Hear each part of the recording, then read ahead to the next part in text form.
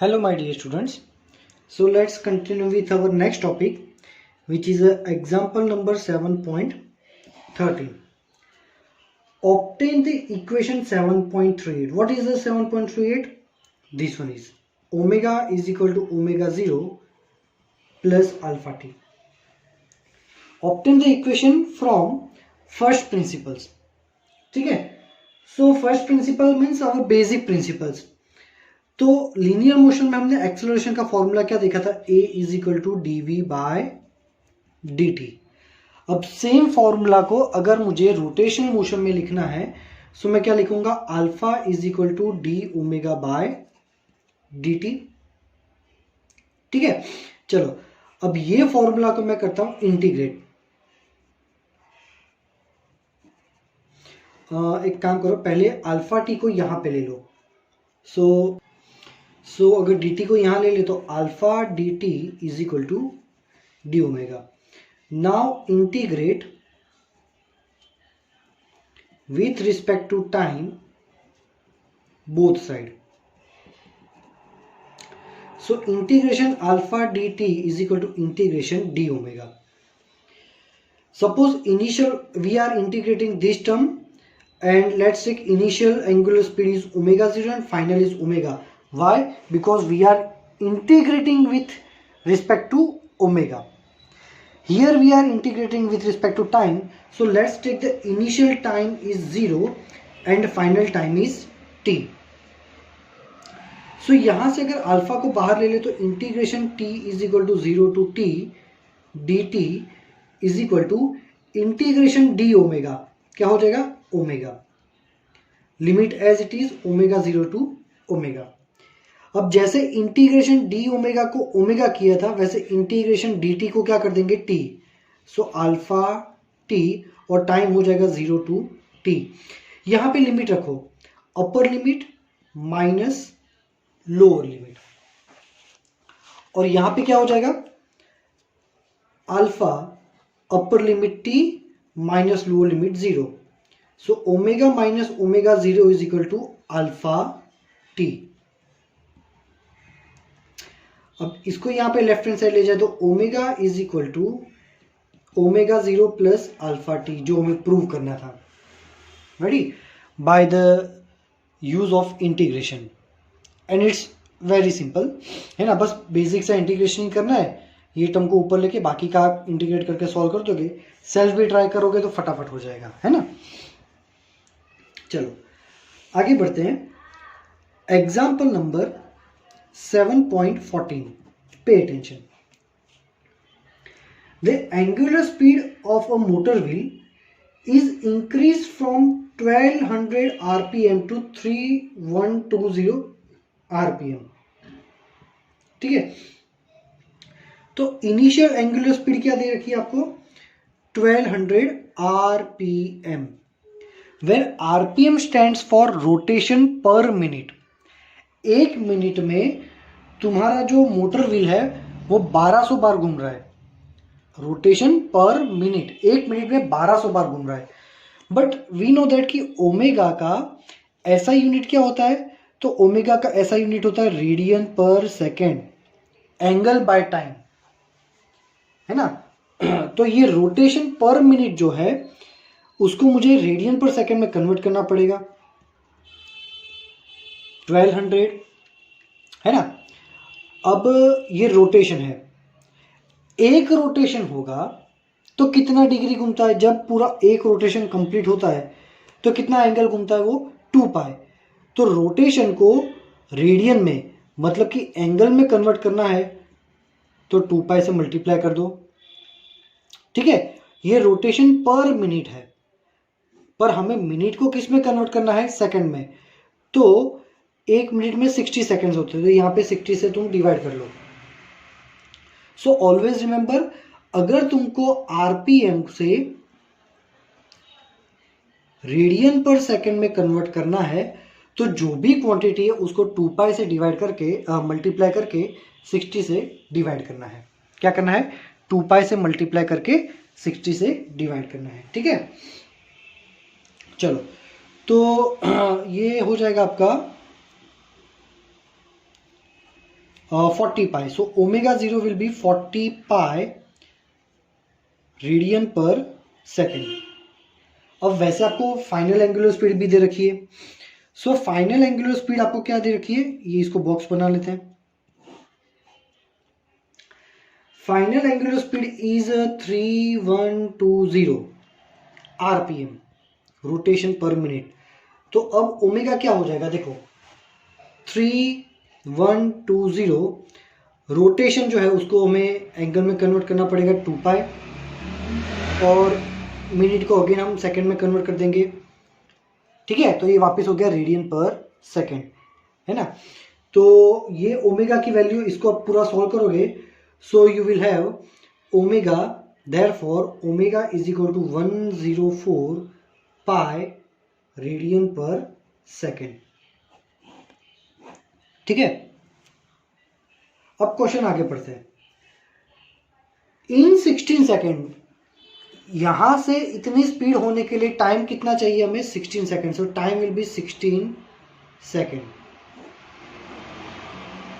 What is the angular acceleration assuming the acceleration to be uniform. अगर आपका acceleration uniform है तो angular acceleration alpha की value क्या होगी, है ना। अब देखो हमारे पास ओमेगा है, ओमेगा 0 है और टी है, अल्फा की वैल्यू चाहिए, लीनियर वेलोसिटी से कंपेयर करो, v0 t और a फाइंड करना है। कौन सा फॉर्मूला यूज करेंगे, v is equal to v0 plus a t. Same like that we will use omega for one number, omega is equal to omega 0 plus alpha t.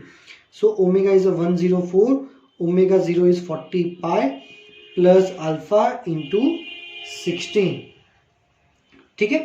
अब देखो now यहां पे 104 पाई आएगा, है ना, ठीक है। चलो तो 104 पाई, ये 40 लेफ्ट में चला जाएगा, minus 40 pi is equal to 16 alpha.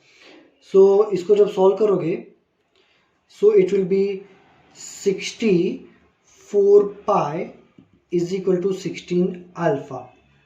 Ready, so alpha is equal to 64 pi by 16, therefore alpha is equal to 4 pi. Unit क्या आएगा, रेडियन पर सेकेंड स्क्वायर, ठीक है, easy. Now second, how many revolution does the engine make during this time. कितना revolution हमारा engine करेगा, है ना। हमें रेवोल्यूशन फाइंड करना है। रेवोल्यूशन मतलब मैंने क्या एक्सप्लेन किया था, टर्न्स। तो यहां क्वेश्चन में ये करा है कि इतने टाइम में वो कितने टर्न्स करेगा। अब टर्न फाइंड करने के लिए हमें क्या करेंगे, चलो पहले ये फॉर्मूला यूज करते हैं, theta is equal to omega 0 t plus 1/2 alpha t square.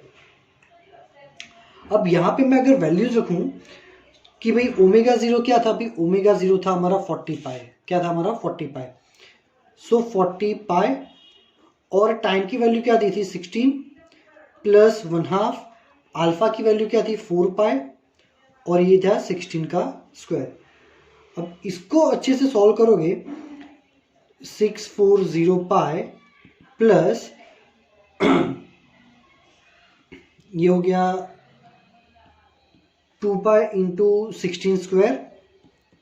अब इसको सॉल्व करोगे तो आपको मिलेगा आंसर 1152 रेडियन, क्योंकि ये थीटा है और थीटा मतलब एंगल, और एंगल का यूनिट क्या होता है, रेडियन।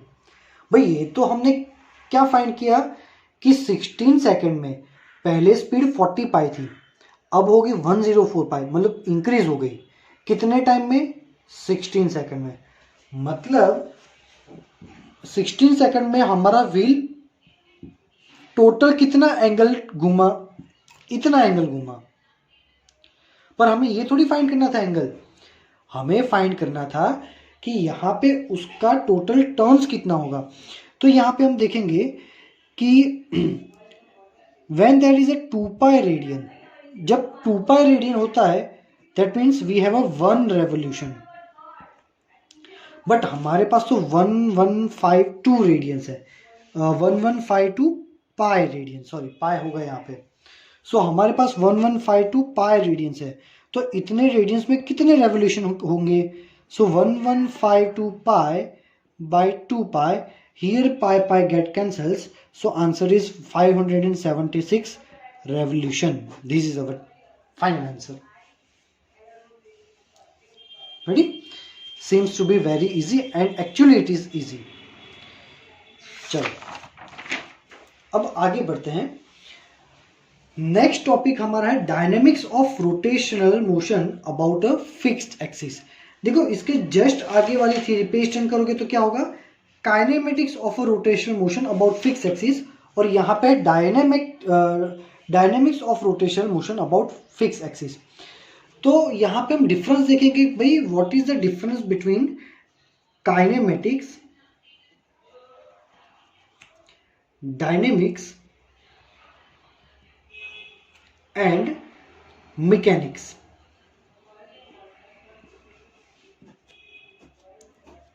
ठीक है, फिजिक्स में there are 3 branches of physics, kinematics, dynamics and mechanics. So first of all we will see the kinematics. In this physics, we have to study about motion, not the causes. हमें सिर्फ motion के बारे में पढ़ना है, क्यों ये motion हो रहा है वो हम नहीं पढ़ रहे थे। जैसे कि चैप्टर नंबर ये फिजिक्स में कौन से चैप्टर आ रहे थे, chapter number 3 and 4। Object is performing linear motion. Object is moving in a XY plane. But why it is moving, ये हमने नहीं देखा था। Dynamics, we will study motion and हम मोशन तो पढ़ेंगे ही पढ़ेंगे, मोशन के साथ क्या पढ़ेंगे, एंड द कॉजेज टू, क्यों ये मोशन हो रहे हैं हम वो भी पढ़ेंगे। और ये हमने इसके एग्जांपल्स कौन सा है, चैप्टर नंबर 5।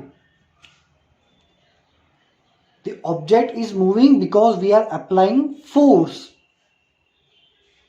है ना, the object is moving because we are applying a force. When we merge this two means kinematics and dynamics, when these two physics are combined, hence a new branch is developed and this branch is known as a mechanics.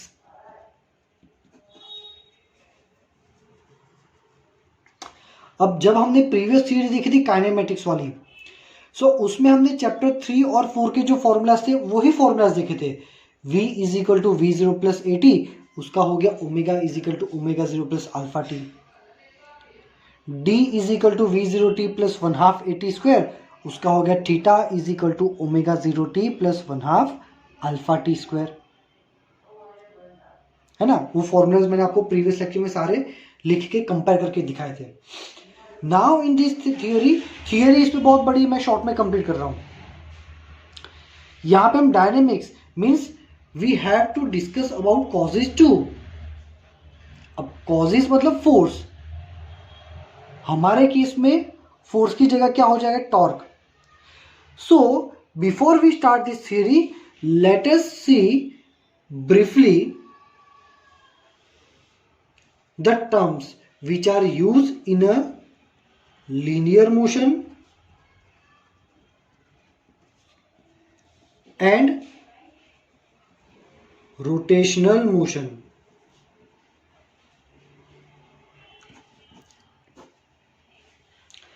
सबसे पहले हमने देखा था linear motion में displacement,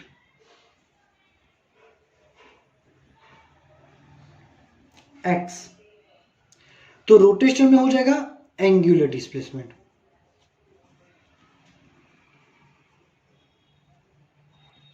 theta, है ना। अब हमने वेलोसिटी का फॉर्मूला क्या देखा था, velocity v is equal to dx by dt, तो यहां पे हो जाएगी एंगुलर वेलोसिटी, यहां पे क्या हो जाएगा एंगुलर वेलोसिटी, v की जगह हो जाएगा ओमेगा, ये हो जाएगा x की जगह हमारा क्या हो जाएगा D theta by d t. ठीक है, फिर हमने पढ़ा था एक्सेलरेशन, a फॉर्मूला क्या था dv बाई डी टी, यहां पे हो जाएगा एंगुलर एक्सेलरेशन, अल्फा फॉर्मूला क्या हो जाएगा d omega by d t. If you are getting idea about this term and this term properly, this chapter will be very easy for you.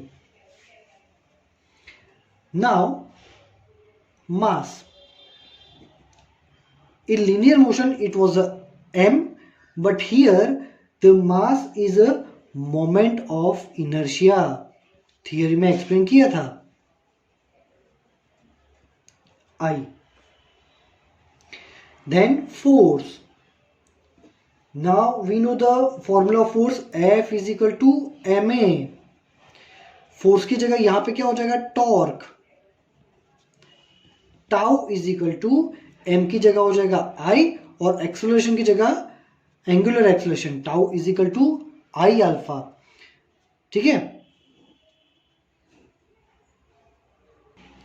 Then work, भाई work में हमने क्या देखा था, W is equal to F into displacement x, W is equal to F into d, तो हमारे case में work क्या हो जाएगा रोटेशन मोशन में, W is equal to force की जगह हो जाएगा टाउ और x की जगह हो जाएगा theta.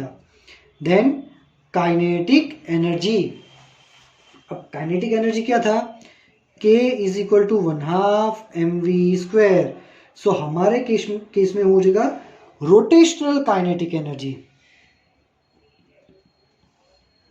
Rotational kinetic energy 1/2 I ω²। ठीक है, फिर power, power P is equal to F into v, जो कि लीनियर मोशन में था, ये फॉर्मूला हमने देख चुके हैं, तो ये केस में क्या हो जाएगा power P is equal to force की जगह टॉर्क, लीनियर वेलोसिटी की जगह एंगुलर वेलोसिटी। हमारे में जो मोमेंटम था linear momentum, L momentum means linear momentum, momentum P is equal to m v, so हमारे रोटेशन में क्या हो जाएगा angular momentum, L is equal to angular momentum, L is equal to क्या हो जाएगा M की जगह I और V की जगह ओमेगा, है ना। तो ये आपकी बुक में टेबल नंबर 7.2 में अच्छे से दिया हुआ है। ठीक है, अब हमारी जो थियोरी है वो थियोरी में हमें यही बताया कि ये फॉर्मूला को इसके साथ कैसे रिलेट कर सकते हैं, एंड ये हमने बहुत डिटेल में और अच्छे से एक्सप्लेन किया है कि how can we relate the formulas, तुमको क्वांटिटीज पता होनी चाहिए। So we don't need to learn this theory, we will directly start the numerical example 7.15, and I will prove that without the knowledge of the theory we can easily solve the examples। आपके concept clear होने चाहिए, क्या होना चाहिए आपके concept जो है वो क्लियर होने चाहिए। चलो 7.5 को रीड करते हैं। A cord of negligible mass is wound round the rim of a flywheel of mass 20 kg and radius 20 centimeter। You have a flywheel means एक नॉर्मल सा व्हील, उस पर तुमने रोप जो है कॉर्ड या रोप उसको ऐसे वाउंड कर दिया, और वो जो रोप है उसका मास नहीं है, but the wheel is having mass m is equal to 20 kilogram and उसका रेडियस हमें दिया हुआ है 20 सेंटीमीटर। अब ये कॉर्ड को यहाँ पे वाउंड किया है और कॉर्ड का एक एंड यहाँ पे है। A steady pull of 25 Newton is applied on the cord. The force F is equal to 25 Newton is applying like this. The flywheel is mounted on a horizontal axis with frictionless bearing. वो गोल घूम रहा है। यहाँ पे जो bearing है, bearing frictionless है, means ये पूरी प्रोसेस में फ्रिक्शन नहीं है। क्या फाइंड करना है, हर चीज को हम पढ़ेंगे। A, compute the angular acceleration of the wheel. अब ये रोप को ऐसे खींचेंगे तो ये गोल गोल घूमेगा, कितनी एंगुलर एक्सेलरेशन होगा, ये अल्फा हमें फाइंड करना है। Find the work done by the pull when 2 metre of the cord is unwound, है ना। जब ये रोप 2 मीटर जितनी खींचोगे तो उसके लिए हमें कितना वर्क करना पड़ेगा, that means we need to find work to.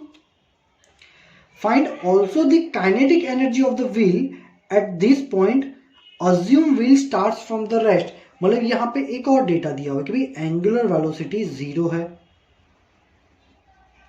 ना, और यहाँ पे वर्क डन फाइंड करना है। वर्क डन को कैपिटल W लिखते हैं वरना ओमेगा जैसा दिखेगा, है ना। तो कितनी काइनेटिक एनर्जी है वो भी हमें फाइंड करनी है। Compare answers to part B and part C, वो हम बाद में देखेंगे। चलो, सो पहले हम देखेंगे कि भाई इसको इतने फोर्स से खींचते हैं, सो एंगुलर एक्सेलरेशन कितना होगा। सो पार्ट ए का सॉल्यूशन, वी नो दैट